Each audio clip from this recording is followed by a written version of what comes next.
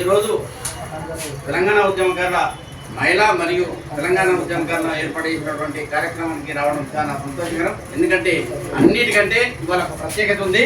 మన ఉద్యమాలకు నిజంగా గుర్తింపు వచ్చింది అనేది మనం ఇలా అనుకోవచ్చు. ఎందుకంటే ప్రభుత్వం దిగి అధికారికంగా చేస్తుంది, చాలా సంతోషం. అలాంటి కార్యక్రమం చేయడం చాలా సంతోషం. మనం దీనంతా మన విజయంగా భావించాలి. సావిత్రిబాయి పూలే అంటే ఆమె నిజంగా ఒక వ్యక్తి కాదు, ఒక శక్తి. నిజంగా మనకి ఇలాంటి కుర్చీలేసి పెట్టి మీటింగ్లు చేసుకునే రోజులు కావు. నిజంగా ఆమె ఏంటంటే ఒక కఠిన పరిస్థితులలో అప్పుడు ఏంటంటే నిజంగా ఒక స్కూల్ తెరవాలంటే అందులో బడుగు బలైన వర్గాలకు చెప్పాలంటే పోవడానికి ఎన్నో ఇబ్బందులకు ఎదుర్కొంది. నిజంగా ఏంటంటే ఆమె పోయే దారిలో కూడా రాళ్లతో కొట్టడం, రప్పలతో కొట్టడం అలాంటి ఈ కష్టాలను అనుభవించింది. ఇంకోటి ఏంటంటే ఏది కానీ ఒక భార్యాభర్తలు ఇద్దరు సౌమ్యంగా ఉంటేనే ఏ వ్యవస్థ కానీ నడుస్తుంది. కాబట్టి నిజంగా సావిత్రిబాయి పూలే అనటామే పూలేకు భార్య దొరకడం అదృష్టం. ఎందుకంటే ఆమె ఏ మగోడు కానీ ఎవరు కానీ ఒక ఆడ ఎన్నుకుంటేనే ఏదైనా సాధించగలరు. ఆడవాళ్ళు ఏది తలుచుకున్నా ముందుకు పోయేదాకా ఇష్టపడరు. కాబట్టి ఆమె లేకపోతే అంతవరకు ఆయన ఒప్పు. నిజంగా మూఢాచారాల గురించి, దాని గురించి, దీని గురించి చాలా విషయాలు ఆమె సమాజాన్ని ఒక ముందుకు తెచ్చింది. కాబట్టి మనం ఇవాళ రిజర్వేషన్ చూడొస్తున్నాయంటే ఇలాంటి మహిళల యొక్క శక్తి వలనే మహిళలు పనిచేస్తారు అనేది అవకాశం ఉంది. ఇవాళ మనం సాయుధ పోరాటంలో కూడా సాగలేలమ్మ, మధు స్వరాజ్యం ఇలాంటి వాళ్ళంతా చాలా మంది పనిచేసారు. కాబట్టి మహిళలు కూడా అనే రంగాల్లో ఇవాళ చంద్రమండలంలో సునీతా విలియం అనే టైంలో కూడా నిజంగా చంద్రమండలం పోయిందంటే గొప్పతనం. అలాంటి మహిళలు కూడా శక్తి ఉంది. కాబట్టి మీరు ఏది తలుసుకున్నా మీరు చేయగలే స్తోమత ఉంటుంది. కాబట్టి ఈ రోజు నాడు ఆమెను ఆదర్శంగా తీసుకొని ఈ యొక్క తెలంగాణ మహిళా శక్తిగా ఉద్భవించాలి. ఏదేమైనా మీరు ఒక మహిళా అన్ని జిల్లాలలో కమిటీ వేసుకొని నిజంగా ఏంటంటే మనం పనులు చేస్తాం. ఒక 3 విధాలలో మనం ఉండాలి.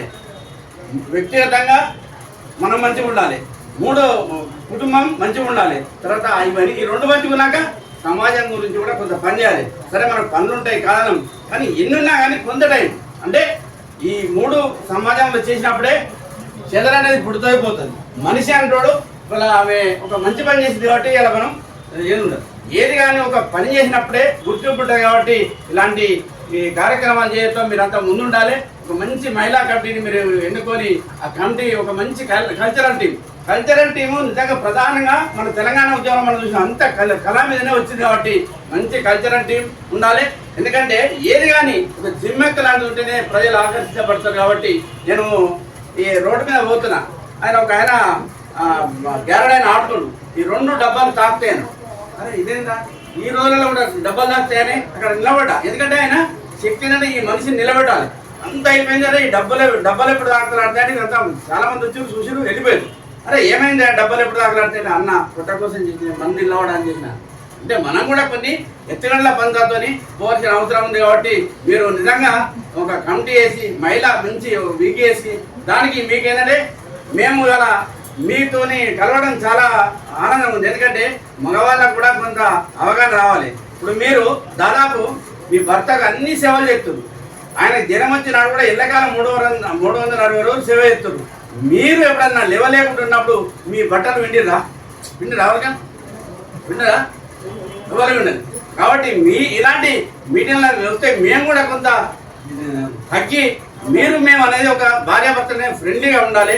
మీకు సేవ చేయాలి, మాకు మీరు సేవ చేయాలి. ఇట్లుండాలి తప్ప మేమేదో అదే అని కాకుండా ఈ లక్ష్యంతో మనం అంతా కలిసి ఉమ్మడిగా మీరు పోరాటం చేయాల్సిన అవసరం ఉంది. దీనికి పూర్తిగా నేను ఎక్కువ దగ్గర చెప్తలేను, టైం తక్కువ ఉంది. కాబట్టి మీరు ఏం చేసినా హనుమంతునికి విగ్రహం పెడతారు, ఎంత ఒకటి అది పెడతారు, కని పెడతారు. ఎందుకంటే దాన్ని నిలవడానికి మీరు హనుమంతుడైతే మేము వెనుక కడిలాగా ఉండి మీకు వెన్నెంటుంటామని ఈ యొక్క దేశిని ముందు తీసుకుపోవటం మీరు ఆదిశక్తులాగా విజృంభించాలని మీ వెనక మేము ఉంటాం.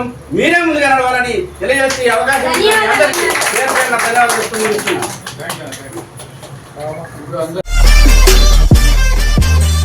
ఈ వీడియో కానీ మీకు నచ్చినట్టయితే లైక్ చేయండి, అలాగే సబ్స్క్రైబ్ చేయండి. పక్కనే ఉన్న బెల్ బటన్ని నొక్కడం మర్చిపోకండి.